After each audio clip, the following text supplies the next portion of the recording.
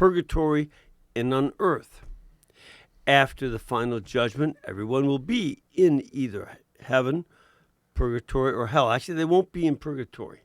Purgatory will end at the final judgment. You'll either be, and all the people in purgatory will be in heaven. They'll be all there. None of them will be going to hell. Purgatory is not a place for final choice. It's the people who are redeemed, but they have some schmutz. As you were just in New York, weren't you? I was. Yeah, so they understand that, a good Yiddish word. They still need to be cleaned up. And when all have been released from purgatory and we have reached our final destination, there'll be no longer any need for our prayers for other people. What work will we be doing in heaven if we are not praying for each other? We'll be in a perpetual state of worship of our Lord. Thanks, Jim Hanninger in Ohio. Well, Jim, I haven't quite gotten there yet. Working on it.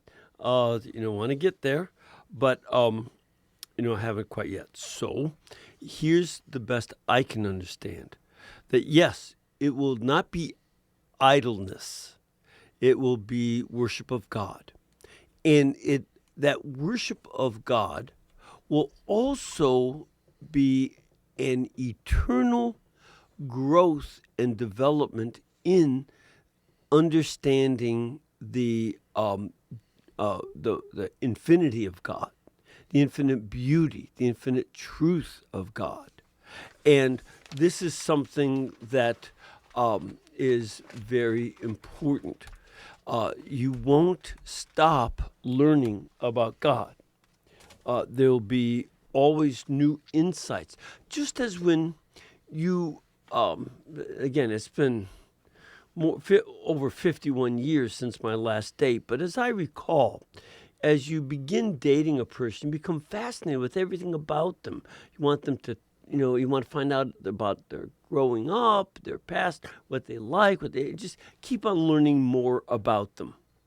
And in fact, I usually consider it a very bad sign when a couple is having problems and either one or both of them say, I already know what he's going to say. She says the same thing every time.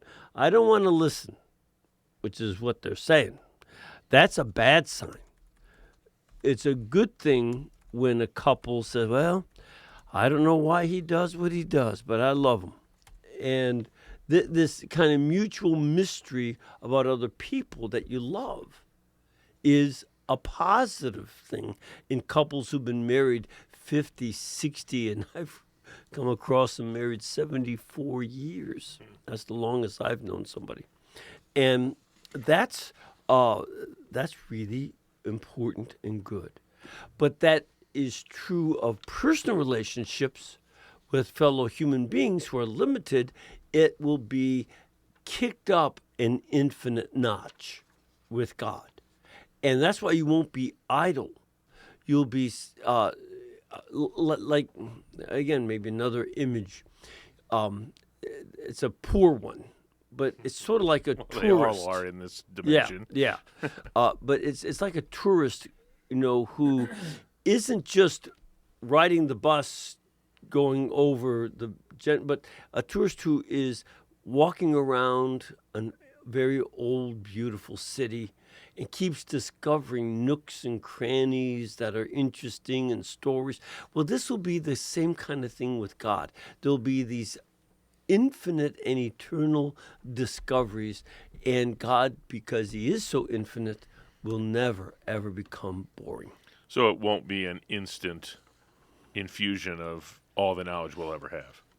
I don't know about if it's all the knowledge we'll ever have, but it will still be less than the infinity of God. So I doubt that it'll ever come to an end. Because I like that analogy. The one that we are learning and living with is infinite, and our pea brains are finite. In this life, I don't think that's a bad analogy. Okay. Well, that's as best I can do. I think it's pretty good. Oh, good. Got All another right. one there? Well, let's see. We've got some questions that have come in. Father, what would be a good penance for someone who was a lapsed Catholic, but received communion unworthily for many years and has now returned to the church and gone to confession? Would like to do additional penance and reparation for that sin.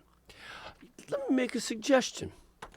A very appropriate way to undo that would be to look for opportunities for Eucharistic adoration, that you spend extra time before the Lord. Now, whether the Blessed Sacrament is exposed at a church or whether it's reserved still in the tabernacle, to be in his presence and in the presence of our Eucharistic Lord in adoration, this would be a very, very good thing.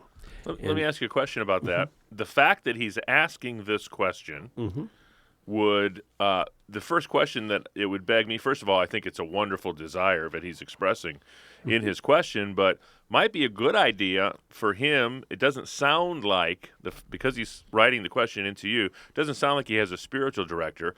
And if he has an appetite for penance, it might be a really good thing to have a spiritual director. Well, that would be, it didn't ask that question, but you bring up an extremely good point. I'm sort of like a little computer. I answer the question that they ask me, but that's another question that ought to be asked. And I would also recommend that you see a spiritual director to help you with that. Right? Very quick, got about a minute and a half if you got one in there. All right. Does going to an Eastern Orthodox Mass satisfy the Latin Rite and vice versa? Can I receive communion in the Eastern Orthodox Church even if I'm a Latin Rite person? First of all, you can always receive, if you're Latin Rite, you can receive Holy Communion in any of the Eastern Rite Catholic churches and any other sacrament. That's fine. But in the Eastern Orthodox Church, we do not yet have intercommunion. And so it would be a violation, though the Russian Orthodox frequently do permit that. And we believe that their priesthood is valid. Their 7 sacraments are the same as ours, and they are valid 7 sacraments. And I've known people who are in countries where there's no Catholic Church, and they can do it then. And yes, it would satisfy the obligation to attend Mass, but not if there is a Latin Rite church where you can go. 833-288-EWTN is our toll-free number, 833-288-3986. EWTN's Open Line Wednesday with Father Mitch Pacwa.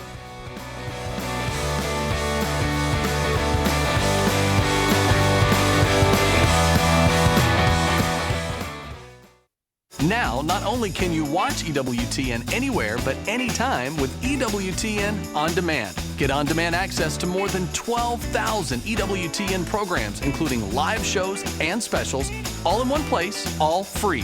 Just go to EWTN.com/on-demand. There's nothing to fill out, no memberships required, and no fees to pay. All you need is an internet connection, and you're good to go.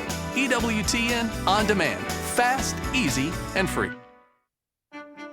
Bishop Robert Barron. I'm kind of a teacher by nature, and I've always loved books and ideas and life of the mind and speaking and all that. So I've brought that into the priesthood. A very wise thing was said a long time ago, namely that if God chose you to be a priest, he chose you to be a priest, meaning he chose you with your particular gifts and what you're going to bring. So you don't leave that behind. On the contrary, God chose me with these particular gifts. So I've always discerned that teaching and writing and preaching and proclaiming would be a key part of it. And it has been. I found great joy in that. I've always found joy in the pastoral work. I did it when I was newly ordained. I was in a parish for 4 years. And whenever I would go to a hospital, I go to a nursing home, go into the school, counsel, engage couples. I always found great joy in that, even though it's challenging. The people you know and trust are on EWTN. This is Open Line on the EWTN Global Catholic Radio Network. If you have a question, call 1-833-288-EWTN. That's 1-833-288-3986. Outside North America, call 1-205-271-2985. Or send us an email to openline@EWTN.com. You know, Father Mitch, going on 20 years ago now, when I first sort of got turned on to Catholic radio, which was really almost, in the infancy of Catholic radio itself. I was in Des Moines, Iowa, and I used to listen to Spirit Catholic Radio out of Omaha, Nebraska. And they had a program back then called Heart, Mind, and Strength, which was hosted by Dr. Greg and Lisa Popchek. Oh, yeah. And they did that show for a little while, and then Greg kind of focused on his practice, for a while. But if some of you who listen in the afternoon may not be aware, but they're back on EWTN Radio, and their new show is called More to Life. You can hear it weekday mornings at 10 Eastern Time. And they have a sort of a theme that they propose at the beginning of the program, and then take calls and use their clinical background to help the callers from a Catholic perspective. Tomorrow, how do you plead guilty? We'll help you overcome your struggles with guilt and scrupulosity. So that's tomorrow on More to Life with Dr. Greg and Lisa Popchek, tomorrow morning, 10 Eastern Time, right here on EWTN Radio.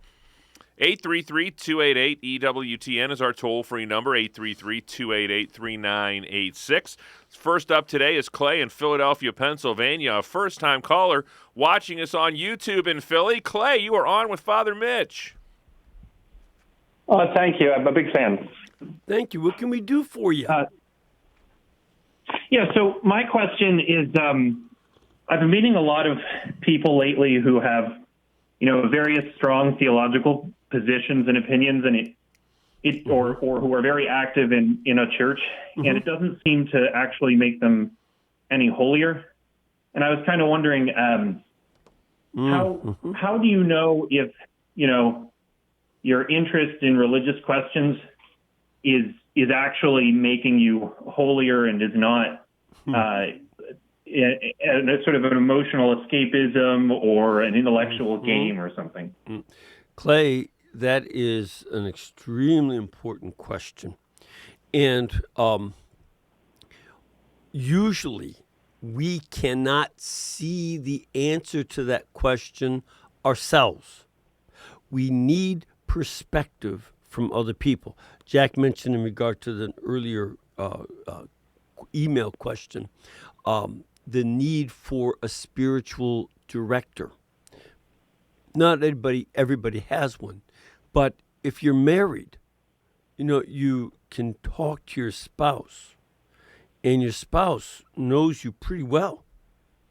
If you are not married, but your mother's around, she'll tell you, and she knows.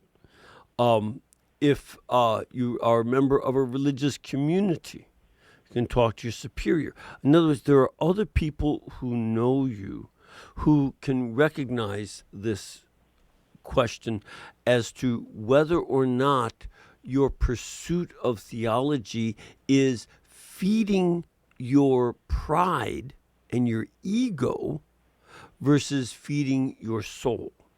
Now, even apart from that, say you don't, maybe you don't have that kind of person around, you can still tell this.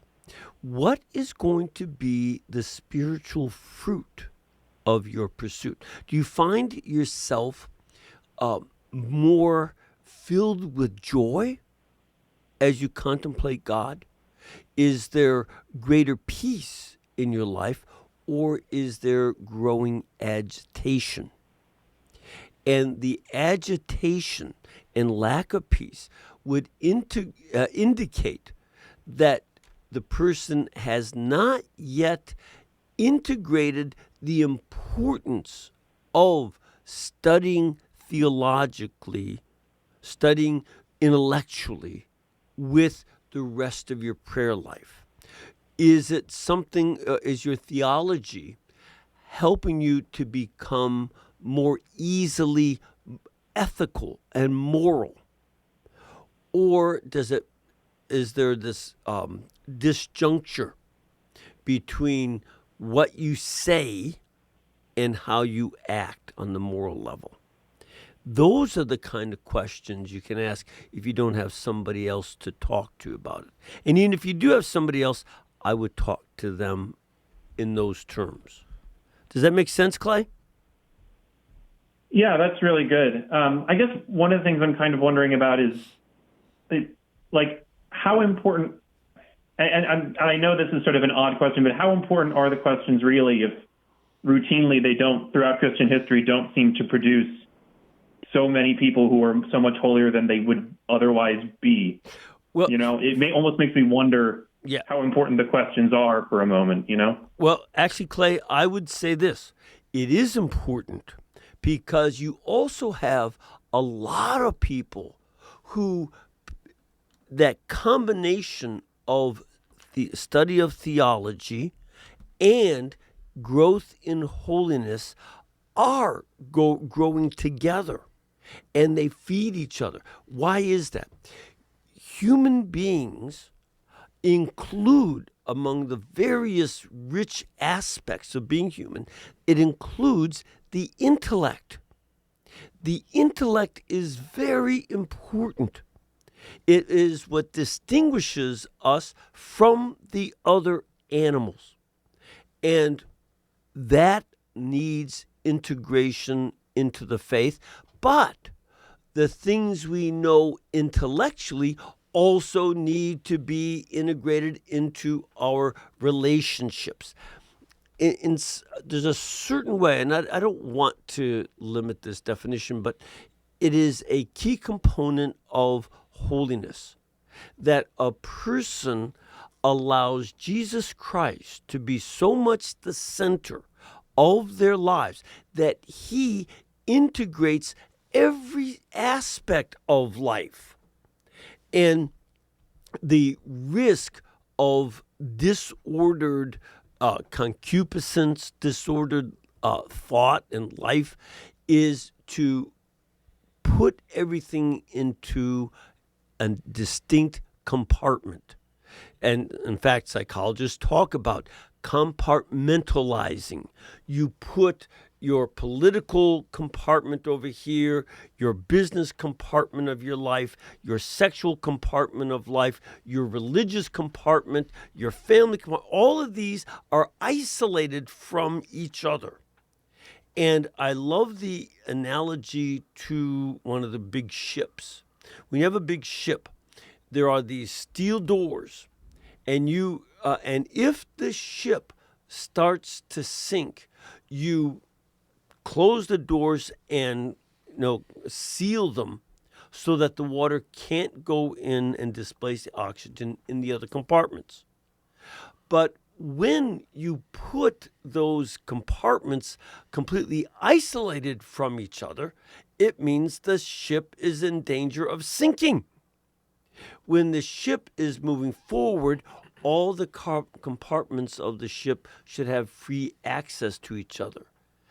That's a fair analogy of how our sexuality, our politics, our business, economics, our arts appreciation, all of these different aspects of life should be integrated, and Christ needs to be the captain of that ship that leads us in integration of all those aspects, including intellectually integrating our theology. Does that help? That's beautiful. Thank you, Father. You're welcome. Thanks, Clay. We appreciate that phone call. 833-288-EWTN. That's 833-288-3986. Next up is Susan in Vero Beach, Florida, listening on Sirius XM Channel 130. Susan, you're on with Father Mitch. Hi. This question is from my son, Will. He's going to ask it. He's 8 years old. Hello, Father Mitch Pacwa. Hello, Will. It's great to be talking with you. Well, it's my pleasure. And this is my first time, and my mom and I we were talking about the ranks of creation and how the reason why a human is higher than animals is because their body is made in the image and likeness of God. So then suddenly a question popped up that both of us were wondering about in our conversation. Are angels also made in the image and likeness of God? Okay, now, Will, first of all, let me help you with this by directing you not to add something that's not there. The Bible doesn't say that our bodies are made in the image and likeness of God. It says that we are. Now, the question, because God doesn't have a body. When the Son of God, Jesus Christ, becomes man, then, yeah, he has a body. But for all eternity, prior to the incarnation, there was no bodiless. So that's not how we are like God. And here are the ways in which we are like in the image and likeness of God. First, do you know how to think, Will? Do you ever think? My mom just told me yes. I didn't know how to think. Look, if your mom has clarity about that, I'm going to go with it. I trust your mom. I don't know her, but I just trust moms as a group. And you're going to learn more and more about how to think. But you can think, or at least you have the capacity to keep thinking. Also, because you can... Yes, I do. Yeah, and because you can think, you have choices, don't you? Oh, yeah. Yeah, you know about different choices. The guys want me to play outside, go play a game of ball, and I haven't done my homework. I can either listen to mom and do my homework, or I can listen to the guys and go play ball. But that's a choice you can make, is it not? Yes, it is. Yes. So, because you can think and know, just like God, and because you can make choices, some good, some not so good, and some outright bad, you can make those different kinds of choices. You're like God in that way. And here's where the angels are also like God. They also can know that, in fact, they have a better intellect than you or I. Secondly, they can make choices. That's why some angels chose to be bad and some angels chose to be good. And the bad ones become demons and the good ones are still the angels. So, yes, they're like God in the ability to know, to think, and to make decisions, and so are you. 833-288-EWTN is our toll-free number, 833-288-3986. Mitch Pacwa is in the house. Father Mitch Pacwa. You're listening to EWTN's Open Line Wednesday.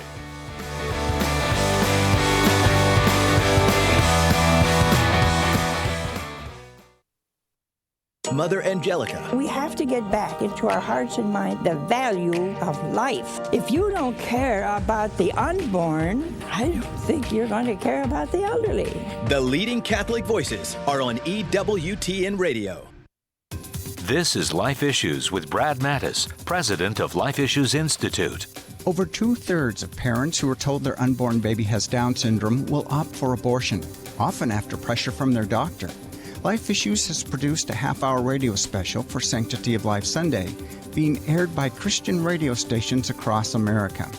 Every Life Matters, the truth about Down syndrome, introduces you to Shauna Amick, the mother of a child with Down syndrome. Shauna shares the pressures to abort and tells parents their fear and grief after getting the news is normal. You'll hear from Katie Shaw, who has the condition, and Utah State Representative Carrie Ann Lisenby shares her efforts to pass legislation to save these babies.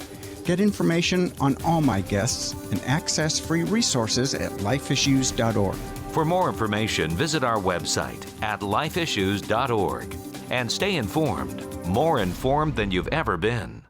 Now there's a fast and easy way to get in touch with EWTN. The EWTN Everything number. Call 1-800-447-EWTN to get the latest information on programming, special events, pilgrimages, and more. Our EWTN Family Viewer Services representatives are ready to help you with whatever your needs may be. The EWTN Everything Number. 1-800-447-EWTN. EWTN. Tomorrow on More to Life, how do you plead? Guilty? We'll help you overcome your struggles with guilt and scrupulosity. Now back to Open Line with Father Mitch Pacwa. This is Open Line on the EWTN Global Catholic Radio Network. 833-288-EWTN is our toll-free number, 833-288-3986. Still plenty of time for your phone calls. Next up is Jennifer in Cincinnati, Ohio, a first-time caller, listening on Sacred Heart Radio. Jennifer, you're on with Father Mitch. Hello, Father Mitch. Hi, what can we do for you? Well, I have a question. Mm-hmm. My mother is a Protestant. She's never been Catholic, and she's, over the years, wanted to convert, but has never, ever done it for various reasons. Mm-hmm. Here's the issue, though. She married my father, a Catholic, in the Catholic Church. Mm-hmm.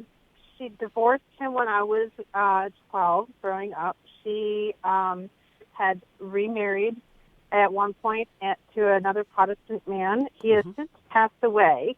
Mm-hmm. She and my father never got an annulment. Is she able to be received sacramentally into the church at this point, knowing her marital status? You know, because she's not remarried, I don't think that is an inherent block. You know, because she's no longer remarried. It would be an impediment for her to get married again. Right, But right. to enter the church, She could not get married again unless she had an annulment. Or if she were remarried to someone who was still living, that would be an impediment for entering the church. That's exactly right. Now, is your father remarried? No. No. Well, I don't see an impediment there inherently. I just don't. Not that I know, but what you may want to do is contact a local priest. But I don't think that's now. And I'm not a great canon lawyer, no, I'm terrible canon law. I put out the call at the beginning of the show, and here's what we get. Yeah. That's right. See? So she would not need to necessarily get an annulment from my father to be received. I don't think so. I don't think so. I can't, because there's no impediment there. There's no need to worry about getting remarried or anything like that at all. So I don't see that. Again, I would check with the local pastor, but they may want to consider that. But It can be a very healing experience. Yeah. For a lot of the people I know who've gone through annulments have found that a healing of some of the effects of the divorce.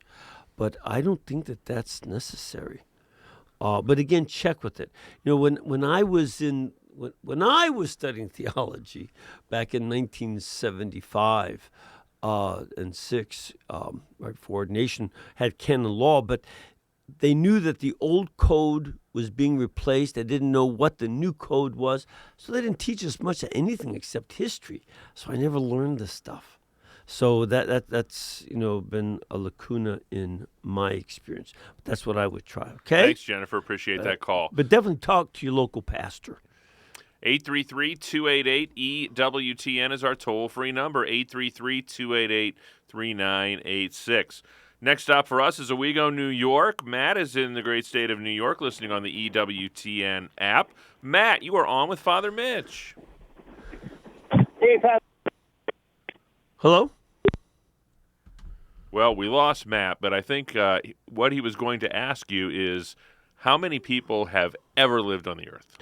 Apparently, it's about somewhere between 8 and 9 billion people over the last 200,000 to 300,000 years. The amount of time that Homo sapiens has been on the planet. That's our species. Our genus is Homo. Homo sapiens is one genus, one species within that genus, along with Neanderthals and many other groups. And our species is somewhere between 200,000 and 300,000 years old. They still are doing a lot more research. And it took the first couple 100,000 years just to reach 1 billion. And then in the last 200 years, it reached 7 billion. Mm-hmm. So there's been rapid increase, largely because of increased, great improvement in the economy. Food growth has just skyrocketed. So you could feed more people. And that couldn't be predicted back in the 1700s. And then the incredible improvement in medicine, this has also been amazing. So life, even in the United States, in the 1890s, life expectancy was 45. Today, for men, it's about 79. And women, it's about 80. Now, it's going down a bit because there's so much suicide, not increased disease, and so much drug addiction that shortens people's lives. Those are two. It's President Trump has been speaking about this quite a bit. More the politicians need to. This is horrendous. And it's short, and it's reducing our life expectancy as a population. I think it's 140 people a day are dying from overdoses. It's absolutely astounding, and so the drug issues are key. 833-288-EWTN. You can always send us an email, openline@EWTN.com. Our producer extraordinaire, Michael McCall, said hit the emails. The email, even the Wednesday email folder is getting a little anemic. So we need to give it a transfusion. So send us an email, openline@EWTN.com. Next up is Claire in Baton Rouge, Louisiana, listening to EWTN on Catholic Community Radio. Thanks for holding, Claire. Welcome to the program. Thank you for taking my call. Well, first of all, go Tigers! Yes, indeed. That's go Tigers. Yeah, well, you could say it. I was just doing my best. But congratulations to y'all. Well, thank you. We're all still recovering. It's a very happy town. Oh, yeah. So what can we do for you today? Well, I'm sure you've answered this question before, but it came to my attention rather forcefully. Mm-hmm. I work in pro-life, and the question was raised, what happens, what is the eternal destiny of children who are aborted, who obviously are not baptized? Yep. And typically, what I have answered is, well, God has loved this child from all eternity. This child is safe in God's hands. Mm-hmm. But I had someone who pressed me very, very hard, and her question was basically this. She said, when I was a child, I was raised to believe that unbaptized children went to a place of natural beatitude, and that was their eternal fate. Right. But she said, now I'm reading on pro-life sites that these babies are actually in heaven. And she told me, she said, I can't think of any theological reason how that would happen. Can I give you a suggestion? Said, what do you think? I'm sorry? Let me give you a suggestion that may help her. Excellent. On December 28th, what do we celebrate? I don't know offhand. Okay, it's the Feast of the Holy Innocents. Holy Innocents, yeah. Now, did those little boys know that they were dying for Christ? No. Did their parents know that they were being martyred for Jesus Christ? No. Had no idea. And yet, we look to that as a martyrdom, and we celebrate them as saints. Do we not? Okay. We do. And they were not baptized because baptism had not even been instituted yet. No, they had a baptism in blood. Bingo. Yeah. And now again, this is a personal opinion. This is not De Doctrina Definita. No, this is not church doctrine, because this is something that we've not seen until the past generation. In such there's been abortion around, but now we see this mass abortion, and I look to these young people who have been aborted as being martyrs to the materialism and the willfulness of our age. We have so many people who are saying, God doesn't decide who lives or not. I do. Mm-hmm. And these children are martyrs to that willfulness. That kind of willfulness, it's a woman's choice. Mm-hmm. And that kind of Choices willfulness become the false god. Especially when the choice is to kill a completely innocent person. Okay. And there's also the materialistic issue. I've got a career to think about. I've got to finish school. I can't take care of a baby. I can't get pregnant, etc. Well, you are pregnant. Mm-hmm. And that child is a martyr to them. And for the politicians who, use this for their own political agendas, I have oftentimes thought, now again, this is just me. There's not church teaching. It's just something that comes into my little pea brain. But I could imagine all of those aborted children meeting every one of those pro-abortion politicians as they approach the judgment seat of God, and that they cannot even get to the judgment seat of Jesus until they explain to every one of those children who died because they were in favor of killing them. And they have to explain the reasons to them. I could see that. But again, I'm not in charge. I don't know anything. But but I would consider them to be martyrs to the modern ideologies, the weakness of politicians who refuse to integrate their Catholic faith and their Protestant faith, sometimes their Muslim faith. There are Muslims in Congress who are pro-abortion, even though that is flat against the Quran. And all of these folks, they are creating these martyrs. Does that help? That's a wonderful answer. I'm going to pass that on. Yeah. Again, so long as you make it clear, that's just a personal opinion, theological opinion. It's not church teaching. 833-288-EWTN is our toll-free number, 833-288-3986. Next stop, Omaha, Nebraska. John Paul is in Omaha listening on Spirit Catholic Radio. John Paul, what's your question today for Father Mitch? I have two questions. Yes, first of all, I have one question for you. How old are you? 12. Oh, it's pretty good. I used to be 12. So go ahead. I have two questions. One is, is the last judgment going to be? And two, when the last judgment comes, will the universe end? Yeah. Two extremely important questions.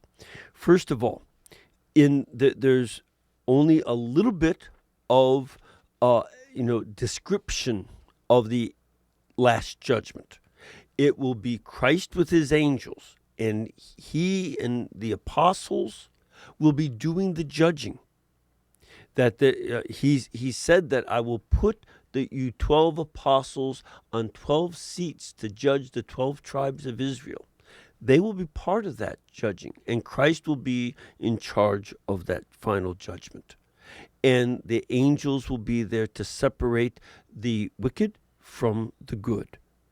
And there'll be this separation. You see that in a number of passages, John Paul, like in Matthew 25, verse 31, and also in the book of Revelation. And,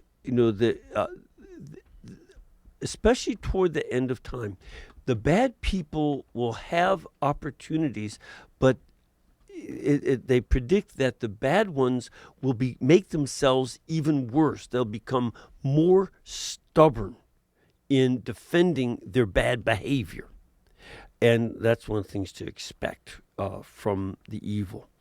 While the good will put up with a lot of suffering at the hands of the bad, as has happened throughout the history of the church. I don't know if you're aware of this, but there have been 75 million people who have been martyred for the faith over the centuries. And 40 million of them were in the last 100 years. So the majority have been martyred in the last 100 years. You're growing up in an age of martyrs, John Paul, as have I. And secondly, in terms of the universe end, first of all, have you studied any physics yet?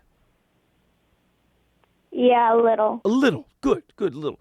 One of the things is that I'm sure you've been learning is that matter is never destroyed. It is transformed.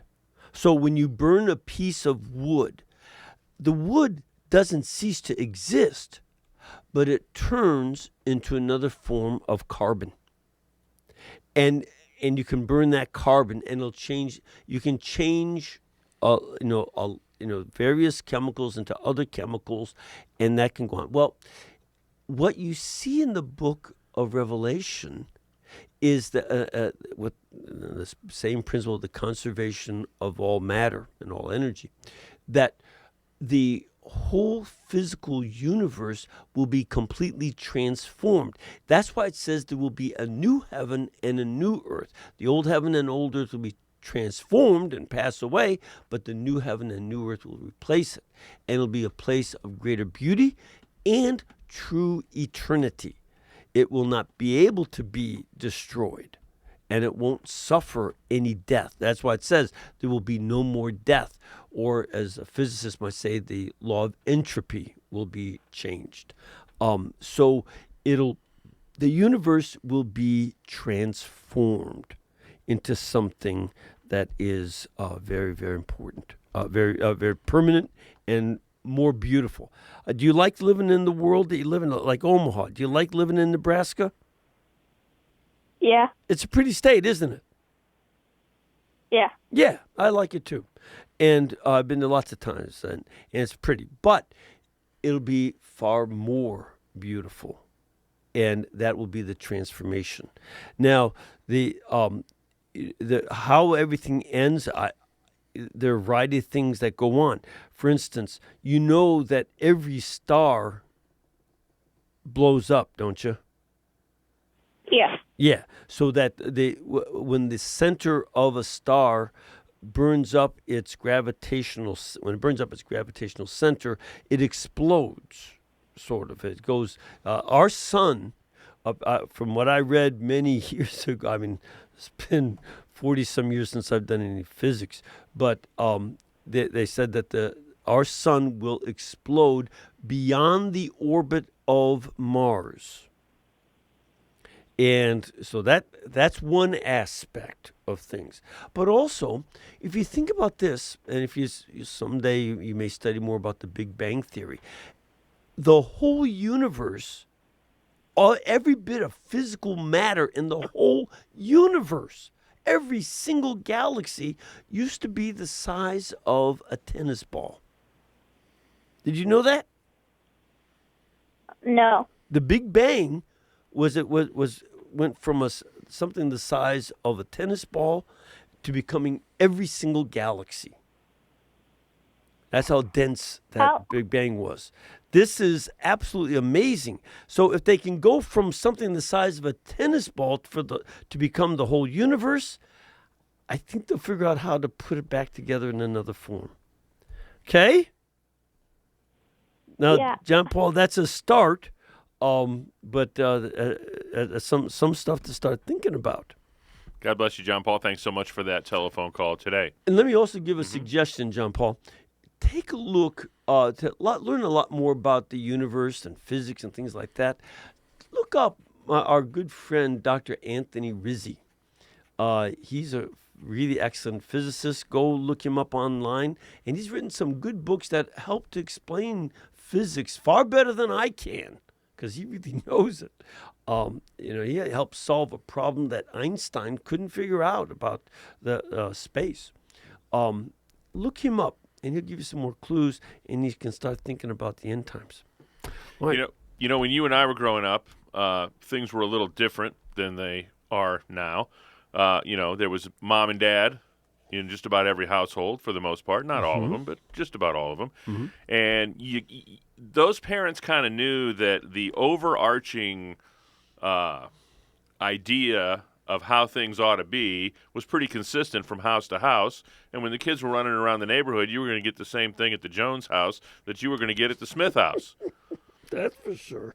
And and usually children behaved better at their friend's house than they behaved at their own house, right. Most of the time. Not the way it is anymore, and it can be challenging rearing youngsters in the culture that we find ourselves in today. But there's a brand new book out from EWTN Publishing by our friend Dr. Ray Guarendi, Raising Upright Kids in an Upside-Down World, Defying the Anti-Parent Culture. That's a good term, anti-parent culture. Cool. The culture steals our children, quite literally. And well, I would say that the left, the people who lose their faith in God don't have children. They're kind of parasitic, so they have to depend on believers who have kids in order to turn them to their dumb ideas. That's exactly right. But Dr. Ray will address some of the most difficult questions parents face today. How do you manage your children's access to pop culture? It's a challenge, to be sure. How do you respond to others, including your own family, who resist your countercultural parenting? Most people know what the right thing to do is, but they just don't have the guts to do it, quite frankly, against the peer pressure that they find amongst their own circle of influence. Well, that sounds good. And, I like it. And he's smart, and he's a wise guy, so I like him. And you can get that Raising Upright Kids in an Upside-Down World available at EWTNRC.com. Next stop, South Bend, Indiana. Richard's in South Bend listening on Redeemer Radio. Richard, you're on with Father Mitch. Yes. Oh, my question is, what do I tell the Methodist Church, which I'm a member of, my pastor, my loved ones, who are trying to justify same-sex couples being married and serving in the church, using the argument the Bible's been translated several times, and it's all interpretation. Is the first chapter of Romans in their Bible? Of course the Bible's been translated. I'm sorry to laugh, but it's a specious argument on their part. Of course it's been translated. So, especially for the pastor, but also your kids, said, all right, let's study Greek and let's study Hebrew ourselves. And don't just set up a straw argument. Let's see, what does it say in the text?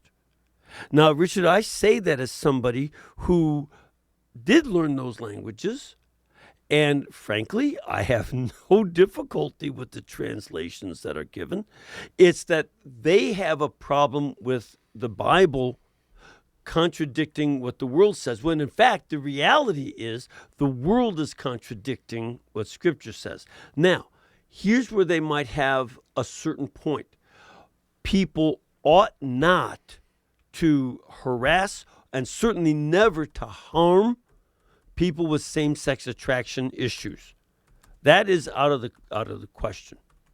But to say that therefore same-sex marriage is acceptable because there are too many people being harmed, that's not the way you avoid harming people. You teach them against it.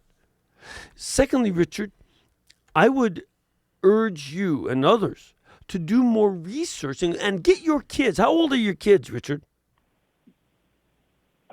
31 and 27. Oh, perfect. These are adults. They're not little kids. They ought to do more research on people who live in homosexual lifestyles. For instance, find out a little bit more. You can find this information. Just do a quick search. Homosexual life expectancy. Look that up on the internet and find out what has been shown repeatedly and hinted at in the 1800s, that their life expectancy is in the 40s. It's a good 23 years less than a smoker. And, you have to ask, why are you promoting something that is more dangerous than smoking? And that's if you, apart from any of the violent issues, and find out more about gay-on-gay violence and a variety of other issues, spread of disease, all of that stuff, and then have them see whether the Bible has more sense or these folks. Would you leave us with a blessing? Yes. The Lord bless you all and keep you, the Father, Son, and Holy Spirit. Amen. Amen. And I want to say to Jeff, I'd like to get that next week. Okay. Go ahead. Yeah, well, about the Crusades. Go ahead. Okay, call back, Jeff, next Wednesday. Until we get together tomorrow with Father Larry, God bless.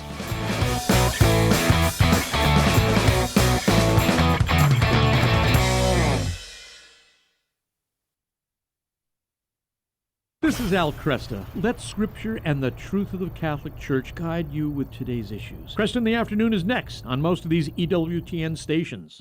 Hey Alexa, how many ways can I get EWTN? You can get EWTN on television, via cable and satellite, on Apple TV, Roku, Amazon Fire, and Google Play. You can get EWTN radio in your car on Sirius XM Channel 130. And on the go, on any mobile device with the EWTN app. And here's the best news. Now you can get EWTN's great programming on Me. EWTN. Live truth. Live Catholic. The Call. A call from God. Father Vincent Serpa shares his experience. Many people receive the call when they're very young, although most of them don't remember it. I happen to remember it when I was very young. When I was a little boy, I remember in the evening getting my memorized prayers out of the way and then just talking to the Lord the way I talked to my dog. I would tell him my secrets and what I wanted for Christmas, and it was just a natural way to go. Now, the matter of discerning the call isn't all that difficult. Every time we do the Lord's will, we're following His call. And that varies at various times of our lives. But the important thing is to stay focused on the Lord. Keep in conversation, literally, with Him, preferably before the Blessed Sacrament, and being willing to do whatever it is that He asks of us. Mistakes are okay. You can make a mistake. They're mistakes for us, but not for the Lord. And many times He draws us in one direction and then another and another and another. Mother Teresa of Calcutta started out as a sister of Loretto and ended up founding the Missionaries of Charity. And in all of this, she was doing the Lord's will. That was all part of His call. So it's not all that neat and tidy from our perspective, but it is from the Lord's. He knows what He's doing. What is important for us is to remain docile and open to Him, and by all means, as I said before, in conversation with Him. We do that, and He will put us where He wants us. Just put ourselves in His hands, and we'll always be where He wants us to be.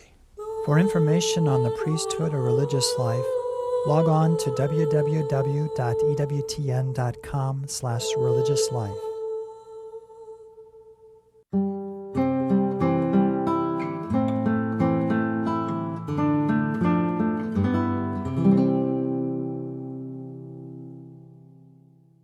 Don't miss a moment of 2020. Try 6 issues of EWTN's National Catholic Register today for free. Stay connected and follow the latest from Washington, D.C., the 2020 elections, along with events from the Vatican and the world. Only the National Catholic Register brings you in-depth news and analysis from a Catholic perspective. Award-winning journalism that goes beyond what you'll find from any